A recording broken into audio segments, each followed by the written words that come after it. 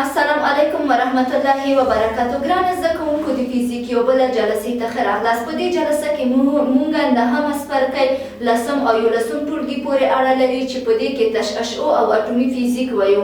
راځئ ګران زده کوونکو چې خپل درس پیل کړو. مونږ عنوان چې ده تشعشع دی.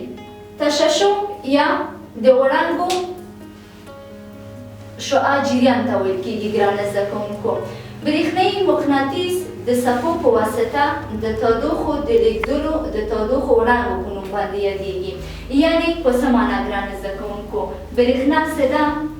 یعنې کله چې د برېښنايي مقناطیسي څپو په واسطه د تودوخو لیږد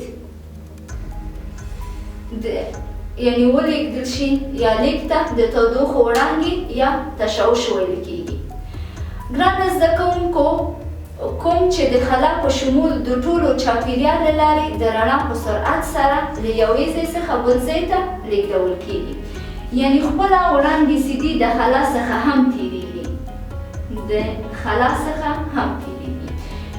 یعنې د خلا له لارې نه یا هم د رڼا یا د سرعت په نور باندې د رڼا سرعت سره مساوي دا وړانګې سیدي د یو ځای څخه بل ځای ته انتقالېږي. د یو ځای څخه بل ځای ته انتقالېږي.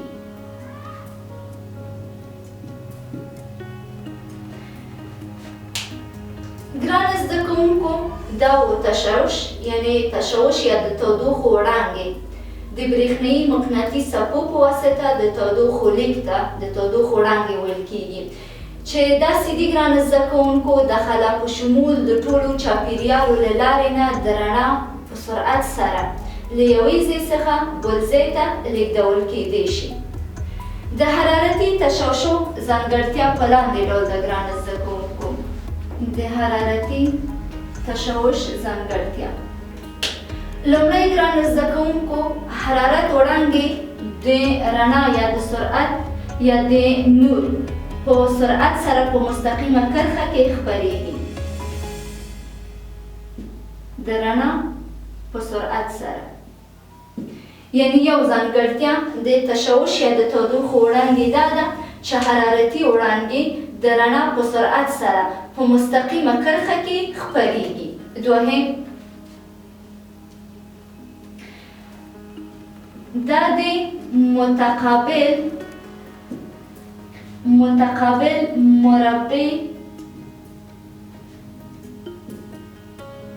فاصلې قانون تعقیبوي.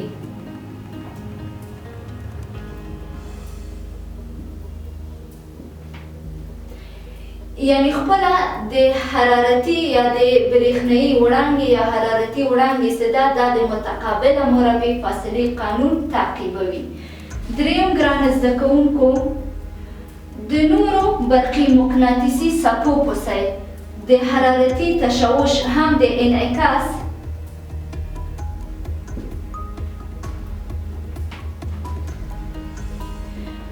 یعنې د نورو برقي مقناطیسي څپو په څېر د حرارتي تشعشع هم د انعکاس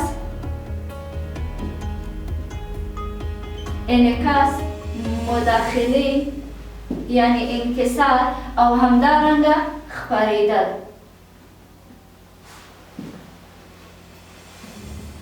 د خپرېدو او داسې نورو ځانګړتیا لري. څلورم ځانګړتیا یې څه ده؟ حرارتي وړانګې د خلا له لارې تېرېږي. یعنې خپله حرارتي تشعشع یا وړانګې سیدي د خلا څخه هم تېرېږي. دا څلورم مهمه د حرارتي تشعشع ځانګړتیا ده. لومړی، خپله حرارتي وړانګې د رڼا په سرعت سره په مستقیمه کرښه کې خپرېږي. دوهم، دا د متقابله مربع فاصلې قانون تعقیبوي. دریم، د نورو برقي مقناطیس څپو په څېر دا د انعکاس، مداخلې یا انکسار او د خپرېدو او داسې نورو ځانګړتیا لري. او همچنان ګرانو زده کوونکو حرارتي وړانګې سیدي د خلا له لارې د تېرېدو وړتیا لري. دا بله ځانګړتیا یې. زموږ بله عنوان څه ده؟ ګرانو زده کوونکو اټومي فزیک ده. ګرانو زده کوونکو د کوانتم فزیک بنسټ د مکس پلان لخوا کېښودل شو. د کوم عالم لخوا؟ مکس پلان. دا یو عالم و چې د کوانتم فزیک یا د اټوم فزیک بنسټ د دې په واسطه باندې کېښودل شو. او دا د فزیک هغه برخه ده چې د کوچنۍ ذراتو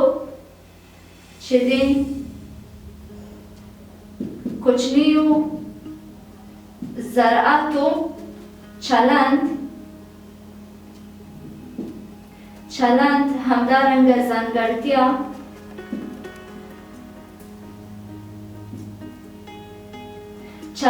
ځانګړتیا او حرکت مطالعه کوي. یعنی خپل اټومي فزیک څه ده یا کوانتم فزیک دې ته هم ویل کېږي چې د ماکس پلان لخوا دغه بنسټ کېښودل شو. دا خپل اټومي فزیک څه شی کوي ګرانو زده کوونکو؟ د کوچني ذراتو مطالعه کوي. چې د کوچني ذراتو څه شی مطالعه کوي؟ یو چلند او د کوچني ذراتو ځانګړتیا او کوچني ذرات څه ډول حرکت کوي. دا ټول په اټومي فزیک باندې یا د کوانتم فزیک کې مطالعه کېږي. لکه مالیکولونه. همدارنګه الکترون او نور. دا سیدي ټول کوچني ذرات دي چې د دوی حرکت، ځانګړتیا او همچنان چلند د اټومي فزیک په واسطه باندې مطالعه کېږي. او دا سیدي ډېره د احتمالاتو پر بنسټ ولاړ دي، کوم چې د ځینو وخت د امکاناتو فزیک هم ویل کېږي. یعنې موږ اټومي فزیک ته اټومي فزیک هم وایو، کوانټم فزیک هم وایو، ځکه چې د کوچنۍ ذراتو مطالعه کوي، د هغوی چلند، ځانګړتیا او حرکت مطالعه کوي. دې ته موږ هم د امکاناتو فزیک ویلی شو. ګرانو زده کوونکو، دا و زموږ د فزیک نننۍ جلسه. تر بله جلسې پورې چې زه ډاکټر یاسمین معصومي ستاسو په خدمت کې حاضرېږم، تاسو الله پاک ته سپارم. ښه وخت، د خدای په امان.